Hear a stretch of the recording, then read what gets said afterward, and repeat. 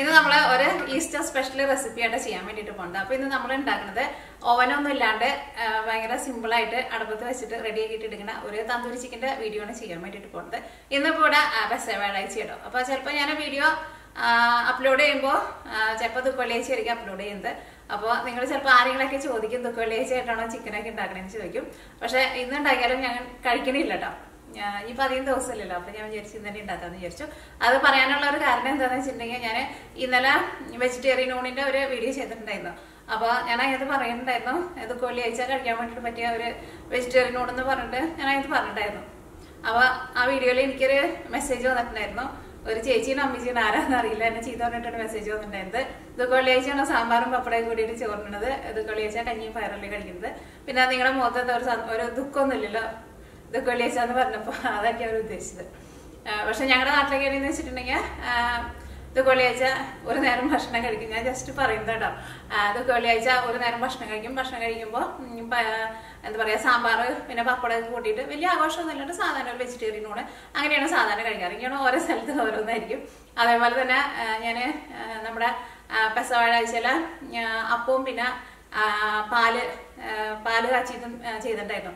അത് വ്യാഴാഴ്ചക്ക് 2 ദിവസം മുമ്പാണ് ഞാൻ അപ്ലോഡ് ചെയ്തിട്ടുണ്ടായിരുന്നു. അപ്പോഴും എനിക്ക് ഒരു മെസ്സേജ് വന്നിട്ടുണ്ടായിരുന്നു, നിങ്ങൾ എന്താണ് ഇതൊക്കെ നമ്മൾ വ്യാഴാഴ്ചയിൽ ഉണ്ടാക്കുന്നത്, നിങ്ങൾ എന്താ നേരത്തേക്ക് ഉണ്ടാക്കുന്നത് എന്നൊക്കെ പറഞ്ഞിട്ട് മെസ്സേജ് വന്നിട്ടുണ്ടായിരുന്നു. അപ്പൊ ഞാൻ റിപ്ലൈ കൊടുത്തിട്ടുണ്ടായിരുന്നു. ഞാനിപ്പോൾ അന്ന് ഉണ്ടാക്കിയിട്ടുണ്ടെന്ന് വെച്ചിട്ടുണ്ടെങ്കിൽ ഇത് നോക്കിയിട്ടുണ്ടാകുന്ന ആൾക്കാർക്ക് ഉണ്ടാക്കാൻ വേണ്ടിയിട്ട് പറ്റില്ലല്ലോ. അപ്പൊ ഞാൻ ജസ്റ്റ് ആണ് പറഞ്ഞത് അതുള്ളൂ. കാരണം ദുഃഖവെള്ളിയാഴ്ച ഇനിയിപ്പോൾ ചിക്കൻ്റെ വീഡിയോ അപ്ലോഡ് ചെയ്യുമ്പോൾ ഉറപ്പായിട്ട് തന്നെ ആരെങ്കിലൊക്കെ എന്തെങ്കിലുമൊക്കെ പറയും. അപ്പൊ അതുകൊണ്ടാട്ടോ പറഞ്ഞത്, ഞാനൊന്നും വിചാരിക്കരുത്. അപ്പൊ ഇതേപോലെ തന്തൂരി ചിക്കൻ നിങ്ങൾ ഉണ്ടാക്കി നോക്കാം. നല്ലൊരു അപ്പിറ്റൈസർ ആയിരിക്കും. കുട്ടികൾക്കൊക്കെ നല്ല ഇഷ്ടമായിരിക്കും. ഇതിന്റെ കൂടെ കഴിക്കാൻ വേണ്ടിയിട്ട് ഒരു ഗാർലിക് സോസും കൂടിയിട്ട് നമ്മൾ ഉണ്ടാക്കുന്നുണ്ട്. രണ്ടും കൂടിയിട്ട് കഴിക്കാം. അപ്പോൾ ഈസ്റ്ററിന് ചിക്കനൊക്കെ എന്തെങ്കിലുമൊക്കെ ചെയ്യാൻ വേണ്ടിയിട്ട് പരിപാടി ഉണ്ടെന്ന് വെച്ചിട്ടുണ്ടെങ്കിൽ ഇതേപോലെ ട്രൈ ചെയ്ത് നോക്കാം. അതേപോലെ തന്നെ നമ്മൾ മിയ കിച്ചണിൽ ഒരു 2 ദിവസം മുമ്പ് ഒരു ചിക്കൻ കറിയുടെ ഒരു സ്പെഷ്യൽ ചിക്കൻ കറിയുടെ ഒരു വീഡിയോ അപ്ലോഡ് ചെയ്യുന്നുണ്ടായിരുന്നു. അതായിരുന്നാലും നല്ല ചിക്കൻ കറിയാണ്. നിങ്ങൾക്ക് ഈസ്റ്ററിന് അപ്പത്തിൻ്റെ കൂടെ കഴിക്കാൻ വേണ്ടിയിട്ട് പറ്റിയ നല്ല ടേസ്റ്റുള്ള ചിക്കൻ കറി. അപ്പോൾ ചിക്കൻ കറിക്ക് വെക്കാൻ വേണ്ടിയിട്ട് പ്ലാൻ ഉണ്ടെന്ന് വെച്ചിട്ടുണ്ടെങ്കിൽ അതേപോലെ ട്രൈ ചെയ്ത് നോക്കാം. പിന്നെ നിങ്ങളെല്ലാവരും സുഖമായിട്ടിരിക്കുന്നു വിചാരിക്കണം. ഇവിടെ ഞങ്ങളെല്ലാവരും സുഖമായിട്ടിരിക്കണം. കഴിഞ്ഞ വർഷവും നമുക്ക് ഈസ്റ്ററിൻ്റെ സമയത്ത് കൊറോണയൊക്കെ ആയിരുന്നു. പക്ഷേ കഴിഞ്ഞ വർഷം ഈ സമയത്ത് കൊറോണയ്ക്ക് ഭയങ്കരമായിട്ട് ഇവിടെ ന്യൂയോർക്കിലേക്ക് ഭയങ്കരമായിട്ട് കൂടി നിൽക്കുന്ന ഒരു സമയമായിരുന്നു. പക്ഷേ ഈ വർഷം അതിനകത്ത് നിന്ന് കുറേ മാറ്റങ്ങളൊക്കെ വന്നിട്ട് എനിക്കാണിപ്പോൾ കുറേ പേർക്കൊക്കെ വാക്സിനൊക്കെ കിട്ടി. വലിയ കുഴപ്പമൊന്നും ഇല്ലാണ്ട് ഈ വർഷം നമുക്ക് ഈസ്റ്റർ ആഘോഷിക്കാൻ വേണ്ടിയിട്ട് പറ്റിയിട്ടുണ്ട്. പിന്നെ വേറെ പ്രത്യേകിച്ച് വിശേഷമൊന്നുമില്ല. അപ്പോൾ നമ്മുടെ സമയങ്ങൾ തന്നെ നമ്മുടെ തന്തൂരി ചിക്കൻ നമുക്ക് റെഡിയാക്കിയിട്ട് എടുക്കാം. അപ്പോൾ ഈ നമ്മൾ ഇതിലേക്കുള്ള മസാല റെഡിയാക്കാൻ വേണ്ടിയിട്ട് പോകണം. അപ്പോൾ ഞാനിവിടെ ജിഞ്ചർ ഗാർലിക് പേസ്റ്റ് എടുത്തിട്ടുണ്ട്. ഇതാ നല്ല പേസ്റ്റ് പോലെ അരച്ചിട്ട് എടുക്കണം. അത് ഞാനിവിടെ 3 ടേബിൾ സ്പൂണാണ് എടുത്തേക്കുന്നത്. ഞാനിവിടെ ഒരു 6 വലിയ വെളുത്തുള്ളിയും ഒരു വലിയ കഷ്ണം ഇഞ്ചിയും കൂടിയിട്ട് അരച്ചിട്ട് എടുത്തതാണ്. കുറച്ച് വെള്ളം ഒഴിച്ചിട്ട് നല്ല പേസ്റ്റ് പോലെ അരച്ചെടുത്തു. ഞാൻ അടുത്തത് ചേർക്കുന്നത് ഇതാ നല്ല കട്ട തൈര് 2 ടേബിൾ സ്പൂൺ ചേർക്കാം. അതായിരുന്നാലും ഇതാ ഇതേപോലെ ഇങ്ങനെ ടേബിൾ സ്പൂണിൽ നമ്മൾ നിറച്ചെടുക്കുന്നുണ്ട് കേട്ടോ. ഇപ്പോൾ മെഷറിംഗ് സ്പൂണിലാണ് എടുക്കണമെന്ന് വെച്ചിട്ടുണ്ടെങ്കിൽ ഒരു 3 ടേബിൾ സ്പൂൺ ഉണ്ടാവും. അതിപ്പോൾ കറക്റ്റ് എല്ലാവരും ഇത്രയ്ക്ക് അളവൊന്നും വേണമെന്ന് നിർബന്ധമില്ല. കുറച്ച് കുറഞ്ഞാലും കൂടിയാലും ഒന്നും കുഴപ്പമില്ല. ഞാൻ അടുത്തത് ചേർക്കുന്നത് ചെറിയ ജീരകം ഉണ്ടല്ലോ, ചെറിയ ജീരകം പൊടിച്ചത് ഒരു 3/4 table spoon, garam masala 3/4 table spoon, മല്ലി 1.5 ടേബിൾ സ്പൂൺ,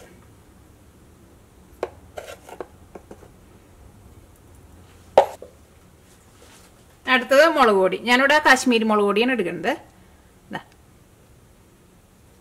ഇത് ചേർത്തിട്ടുണ്ടെന്ന് വെച്ചിട്ടുണ്ടെങ്കിൽ നമ്മുടെ ചിക്കന് നല്ലൊരു കളർ കിട്ടും. അത് ഞാനിവിടെ 2 ടേബിൾ സ്പൂൺ ചേർക്കുന്നുണ്ട്. ഇതിന് എരിവ് തീരെ കുറവാണ്. അപ്പോൾ എരിവിന് വേണ്ടിയിട്ട് ഞാനിവിടെ സാധാരണ മുളക് പൊടി 1 ടേബിൾ സ്പൂൺ ചേർക്കുന്നുണ്ട്. ഈ കാശ്മീരി മുളക് പൊടിക്ക് ഒട്ടും എരിവില്ല കേട്ടോ. അപ്പോൾ അതുകൊണ്ടാണ് ഞാൻ ഇത്രയ്ക്ക് ചേർത്തത്. ഇനി നിങ്ങൾ കടയിൽ നിന്ന് അങ്ങനെ റെഡിമെയ്ഡായിട്ട് വാങ്ങണ കാശ്മീരി മുളക് പൊടി എന്ന് വെച്ചിട്ടുണ്ടെങ്കിൽ നിങ്ങൾ അതിൻ്റെ ടേസ്റ്റ് നോക്കണം കേട്ടോ. ചിലർ പറയാറുണ്ട് കടയിൽ നിന്ന് റെഡിമെയ്ഡായിട്ട് വാങ്ങണ കാശ്മീരി മുളക് പൊടിക്ക് എരിവുണ്ടെന്ന്. ശരിക്കുള്ള ഒറിജിനൽ കാശ്മീരി മുളക് പൊടിക്ക് എരിവുണ്ടാവില്ല. അപ്പോൾ നിങ്ങളത് നോക്കിയിട്ട് വേണം ചേർക്കാൻ വേണ്ടിയിട്ട്. ഇനി ഇതിലേക്ക് 2 ടേബിൾ സ്പൂൺ വിനീഗറാണ് ചേർക്കുന്നത്. വിനീഗറിന് പകരം നിങ്ങൾക്ക് നാരങ്ങനീര് വേണമെന്ന് വെച്ചിട്ടുണ്ടെങ്കിൽ നാരങ്ങനീര് ചേർക്കാം.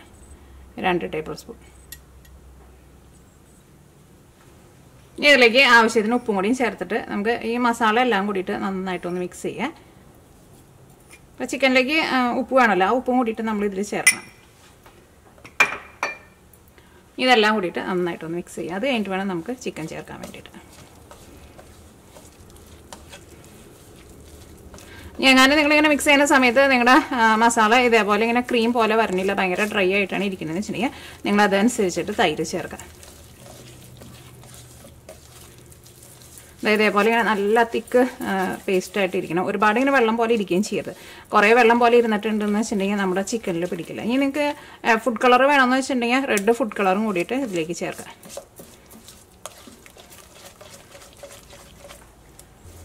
അപ്പോൾ നമ്മുടെ മസാലയ്ക്ക് നന്നായിട്ട് മിക്സ് ആയിട്ടുണ്ട്. ഇനി നമുക്ക് ചിക്കൻ എടുക്കാം. ചിക്കൻ ഞാനിവിടെ ക്ലീനൊക്കെ ചെയ്തിട്ട് നന്നായിട്ട് വരഞ്ഞു. അപ്പോൾ ചിക്കൻ നോക്കിയേ, ഞാനിവിടെ ഇതേപോലത്തെ 4 പീസ് ചിക്കനാണ് എടുത്തേക്കുന്നത്. ഇതേപോലത്തെ 4 പീസ് ചിക്കൻ. അപ്പോൾ ഓരോ പീസ് ചിക്കൻ ഇങ്ങനെ വരഞ്ഞിട്ട് ഇടുകയും വേണം കേട്ടോ. ഓരോ പീസ് ചിക്കൻ ഇട്ടിട്ട് ഇതിൻ്റെ ഉള്ളിലേക്കൊക്കെ മസാലയ്ക്ക് നന്നായിട്ട് തൂത്ത് കൊടുക്കുക. ചിക്കൻ നന്നായിട്ട് ഉള്ളിലേക്ക് ഒന്ന് വരയണം കേട്ടോ, എന്നാൽ മാത്രമേ ഇതിൻ്റെ ഉള്ളിലേക്കൊക്കെ നമുക്ക് മസാല ശരിക്കും വെക്കാൻ വേണ്ടിയിട്ട് പറ്റുള്ളൂ. എന്നിട്ട് മസാലയ്ക്ക് തേച്ചിട്ട് കുറഞ്ഞത് ഒരു 4 മണിക്കൂറെങ്കിലും വെക്കാം. മസാലയ്ക്ക് പറ്റി കഴിഞ്ഞിട്ട് ഫ്രിഡ്ജിലേക്ക് എടുത്ത് വെച്ചാൽ മതി, ഫ്രീസറിൽ വെക്കേണ്ട. കുറഞ്ഞത് 4 മണിക്കൂറെങ്കിലും വെക്കാം. അല്ലെങ്കിൽ നിങ്ങൾക്കിപ്പോൾ തലേ ദിവസം മിക്സ് ചെയ്തിട്ട് ഫ്രിഡ്ജിൽ എടുത്ത് വെച്ചിട്ട് പിറ്റേ ദിവസം റെഡി ആയിക്കാലും കുഴപ്പമില്ല. ഫ്രിഡ്ജിൽ നിങ്ങൾക്ക് ഇങ്ങനെ മസാല പറ്റിയിട്ട് ഒരു 8 മണിക്കൂർ വരെ ചിക്കൻ ഫ്രിഡ്ജിൽ വയ്ക്കുക. കറണ്ടൊന്നും പോകാത്ത ഫ്രിഡ്ജിലാന്ന് വെച്ചിട്ടുണ്ടെങ്കിൽ 8 മണിക്കൂർ വരെ വയ്ക്കുക. അപ്പോൾ ഒരു 4 മണിക്കൂർ എങ്ങനെയും വയ്ക്കണം. 8 മണിക്കൂർ വയ്ക്കാൻ വേണ്ടി പറ്റാമെന്ന് വെച്ചിട്ടുണ്ടെങ്കിൽ 8 മണിക്കൂർ വയ്ക്കുക. കാരണം ഒരു രാത്രി ഇരുന്നിട്ടുണ്ടെന്ന് വെച്ചിട്ടുണ്ടെങ്കിൽ ചിക്കൻ്റെ ഉള്ളിൽ നന്നായിട്ട് ഈ മസാലയ്ക്ക് നന്നായിട്ട് പിടിച്ച് ചിക്കനൊക്കെ നല്ല സോഫ്റ്റായിട്ട് വരും. കാരണം ഇതിൻ്റെ ഉള്ളിലേക്ക് നമ്മൾ ഇതിലേക്ക് നമ്മൾ തൈരും പിന്നെ ഇതും ചേർത്തിട്ടുണ്ടല്ലോ, വിനീഗറൊക്കെ ചേർത്തിട്ടുണ്ടല്ലോ. അപ്പോൾ നമ്മുടെ ചിക്കൻ നല്ല സോഫ്റ്റായിട്ട് വരും.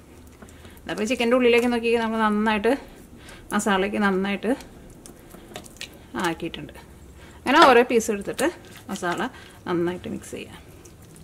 അപ്പോൾ ഇത്രയ്ക്ക് മസാല നമ്മൾ എടുത്തിട്ടുണ്ടെന്ന് വെച്ചിട്ടുണ്ടെങ്കിൽ ഇതേപോലത്തെ ഒരു 4 പീസ് ചിക്കന് കൊടുക്കാനുള്ള മസാല ഉണ്ടാവും.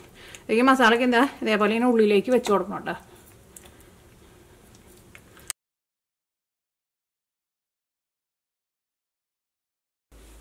അപ്പോൾ നമ്മുടെ ചിക്കൻ ഞാനിവിടെ 6 മണിക്കൂർ റെസ്റ്റ് ചെയ്യാൻ വേണ്ടിയിട്ട് വെച്ചിട്ടുണ്ടായിരുന്നു. ഞാൻ ഫ്രിഡ്ജിലിട്ട് വെച്ചിട്ടുണ്ടായിരുന്നത്. അപ്പോൾ നമ്മുടെ ചിക്കനിലേക്ക് മസാലയ്ക്ക് നന്നായിട്ട് പിടിച്ചിട്ടുണ്ട്. ഇനി നമ്മുടെ ചിക്കൻ റെഡിയാക്കാൻ വേണ്ടിയിട്ട് നമുക്ക് കുറച്ച് വലിയൊരു പാൻ വെച്ചിട്ട് ചൂടാക്കാം. ഇതിലേക്ക് നമുക്ക് ആവശ്യത്തിന് ഓയിൽ ഒഴിക്കാം. ഇത് നിങ്ങൾക്ക് ബട്ടറിൽ വേണമെന്ന് വെച്ചിട്ടുണ്ടെങ്കിൽ ബട്ടറിൽ ചെയ്യാം കേട്ടോ. ഒരുപാട് ഓയിൽ ആവശ്യമില്ല.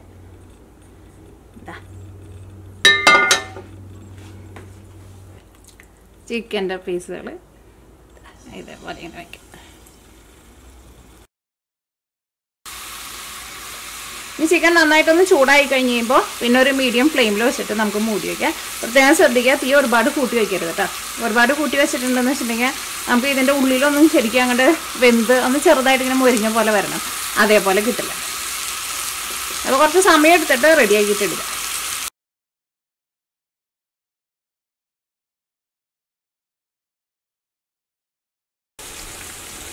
അപ്പോൾ നോക്കിക്കേ, ഇപ്പോൾ ഇതിനകത്ത് ചിക്കൻ്റെ ആ ഗ്രേവിയൊക്കെ ഉണ്ടല്ലോ, ആ ഗ്രേവിയൊക്കെ ഒന്ന് നന്നായിട്ടൊന്ന് വറ്റി ഇപ്പോൾ ഇതിനകത്ത് ഓയിലൊക്കെ ഒന്ന് തെളിഞ്ഞു വന്നിട്ടുണ്ട്. ഇനി നമുക്ക് ചെറുതായിട്ടൊന്നുകൂടി ഒന്ന് തീ കൂട്ടി വയ്ക്കുക. ഇപ്പോൾ നമ്മുടെ ചിക്കൻ്റെ ഉള്ളിലൊക്കെ ആയിരുന്നാലും ശരിക്കും നന്നായിട്ട് വെന്തിട്ടുണ്ട്. ഇനി നമുക്ക് നന്നായിട്ടൊന്ന് മുരിച്ചിട്ട് എടുക്കണം. ഇനി നമുക്ക് മൂടി വയ്ക്കേണ്ട ആവശ്യമില്ല. അതേപോലെ ഇങ്ങനെ ഇതിനകത്ത് ഈ ചിക്കൻ്റെ ഒരു തിക്കായിട്ടുള്ള ഒരു ഗ്രേവിയൊക്കെ ഉണ്ടായിരുന്നു. അതൊക്കെയാണ്ട് ഡ്രൈ ആയിട്ട് ഓയിൽ നന്നായിട്ട് തെളിഞ്ഞ് വന്നു തുടങ്ങുമ്പോൾ പിന്നെ തുറന്ന് വയ്ക്കുക. എന്നിട്ട് 2 സൈഡും തിരിച്ച് മറിച്ചിട്ടിട്ട് ഇനി നന്നായിട്ട് മൊരിച്ചിട്ടിടും. അവിടെ 2 പാത്രത്തിൽ അവിടെ ചാർക്കോൾ എടുത്ത് വെച്ചിട്ടുണ്ട്. ഇതൊന്ന് കത്തിച്ചിട്ട് നമുക്ക് ഇതിലേക്ക് വെച്ചിട്ട് ഒരു സ്മോക്കി ഫ്ലേവർ കൊടുക്കാൻ വേണ്ടിയിട്ട് അതേപോലെ തന്നെ നമുക്ക് ചാർക്കോൾ കടയിൽ നിന്ന് വാങ്ങാൻ വേണ്ടിയിട്ട് കിട്ടില്ല. അല്ലെങ്കിൽ ഇപ്പോൾ ചാർക്കോൾ ഇല്ലാന്ന് വെച്ചിട്ടുണ്ടെങ്കിൽ നമ്മുടെ നാട്ടിൽ നമ്മുടെ അടുപ്പിൽ തീ എത്തിച്ച് കഴിഞ്ഞ് കഴിയുമ്പോൾ കരി ഉണ്ടാവുമല്ലോ, ആ കരി എടുത്തിട്ട് ഇതേപോലെ ചെയ്യുക. ഇതിലേക്ക് നമ്മൾ കുറച്ച് ഓയിൽ ഒഴിക്കും. അത് കഴിഞ്ഞിട്ട് ഇത് നമ്മൾ സെപ്പറേറ്റ് ഇതും അപ്പോൾ തീയില്ലല്ലോ, നമ്മുടെ നാട്ടിൽ അടുപ്പിൽ നിന്ന് എടുക്കുമ്പോൾ തീ ഉണ്ടാവും. അപ്പോൾ ഒരു പാത്രത്തിൽ കുറച്ച് ഓയിൽ വെളിച്ചെണ്ണ എന്തായിരുന്നാലും കുഴപ്പമില്ല, അത് ഒഴിച്ചിട്ട് കനലെടുത്തിട്ട് ഓയിലിലേക്ക് ഇടാം. അപ്പോൾ നല്ല സ്മോക്ക് വരുമല്ലോ. എന്നിട്ട് നമ്മുടെ ഈ ചിക്കനിൽ വെച്ചിട്ട് കുറച്ച് നേരം ഒന്ന് മൂടി വയ്ക്കുക. അപ്പോൾ അതിൻ്റെ നമ്മൾ ഗ്രില്ല് ചെയ്തിട്ട് എടുക്കണ ഒരു സ്മോക്കി ഫ്ലേവർ ഇട്ട് ഗ്രില്ല് ചെയ്തിട്ട് എടുക്കുന്നതല്ല ശരിക്കും. തന്തൂരി ചിക്കൻ എന്ന് പറയുമ്പോൾ ശരിക്കും നമ്മൾ ഈ കനലിലിട്ടിട്ട് റെഡിയാക്കിയിട്ട് എടുക്കുന്നതാണല്ലോ. അപ്പോൾ നമ്മൾ അടുപ്പത്ത് ചെയ്യുമ്പോൾ നമുക്ക് അങ്ങനെയല്ലല്ലോ ചെയ്യണത്. അപ്പോൾ ആ സ്മോക്കി ഫ്ലേവർ ഇപ്പോൾ നമ്മൾ ഇതിന് ചിക്കന് കിട്ടിയിട്ടുണ്ടാവില്ല. അപ്പോൾ ആ സ്മോക്കി ഫ്ലേവർ കിട്ടാൻ വേണ്ടിയിട്ടാണ് നമ്മളിത് ചെയ്യാൻ വേണ്ടിയിട്ട് പോകുന്നത്. അപ്പോൾ അതിനു മുമ്പായിട്ട് ഞാൻ ഈ ചിക്കൻ എടുത്തിട്ട് വേറെ പാനിലേക്ക് മാറ്റാണ്. അങ്ങനെ മാറ്റണമെന്ന് നിർബന്ധമില്ല, പക്ഷേ ഞാൻ ഒന്ന് മാറ്റാണ്. വേറെ പാത്രത്തിലേക്ക് വെച്ചിട്ടാണ് ഇതിലേക്ക് നമ്മുടെ സ്മോക്കി ഫ്ലേവർ കൊടുക്കാൻ വേണ്ടിയിട്ട് പോകുന്നത്. അതാ നോക്കിക്കേ, ചിക്കൻ്റെ ഉൾഭാഗമൊക്കെ നന്നായിട്ട് മുരിഞ്ഞിട്ടുണ്ട്, നന്നായിട്ട് മസാലയൊക്കെ പിടിച്ചിട്ടുണ്ട്. അപ്പോൾ ഈ ഫസ്റ്റ് ഞാൻ ഈ കരി ഒന്ന് ചൂടാക്കട്ടെ കേട്ടോ.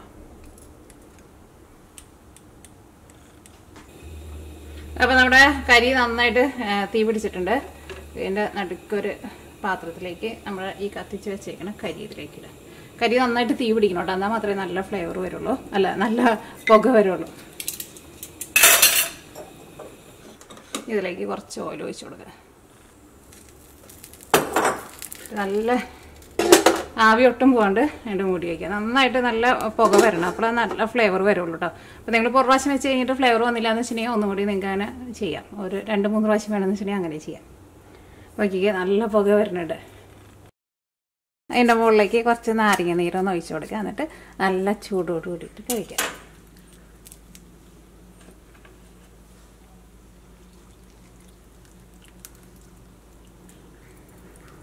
നാരങ്ങ നീര് ഒഴിക്കണം. അപ്പോഴാണ് ശരിക്കും നമ്മുടെ ആ തണ്ടൂരി ചിക്കൻ്റെ ശരിക്കുള്ള ആ ടേസ്റ്റ് കിട്ടാൻ.